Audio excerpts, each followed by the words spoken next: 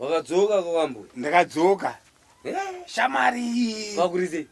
Kokuri bo. Wakawanda zvakawanda. Zvakawanda. Wakadzidza zvakawanda. Zvakawanda. Kwakuroora unoona zvakawanda. Nyaya yekunyara ka. Wari unenge siya nyare. Sei wada? Kunyara kunowerayisa. Asi wakapotsa waurayiwana naTesu. Aiwa.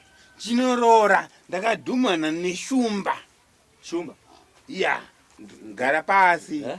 Ndakadhumana neshumba. Ya. Ndaimhanya speed yembwa 10 nekakutu pasaidi. Ndichifamba. Ndofunga gumbo raita 1 hour from the ground. Yeah. 10 kgs per hour. Yeah, ndichifamba.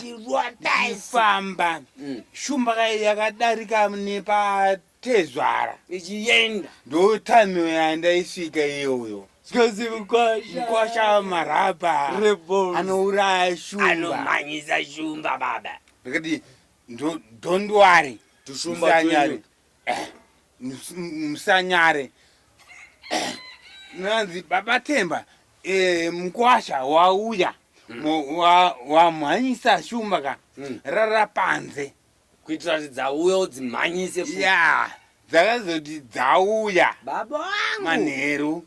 Apa dzahopo man. Yeah, there are 59 billion pond 127 meters. Yewe. Dzakawanda. Apa shumba dzanga dzauya zvashuma. Yeah. Ndakati ndakatanga kudyiwa. Kurumwa nenyaya yekunyara. Ndangoti Useke chumba. Useke chumba. Gumbo rapera. Ndikuti useke chumba. Useke rimwe rapera. Ndikuti tseke. Bata yakuda kubata musana. Baba unenge wakuda unobatwa moyo unofa manje. Ikutsenga mabhonzo tu papam.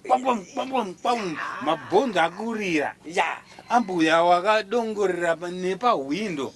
Kuti Baba Temba chichikuitika panze apo. Ndakati semukwacha ka nenyaya yekunyara. Ya. Ndakati ambuya ndinangu ndikudyiwa. Baba Temba mati mataura kudhara.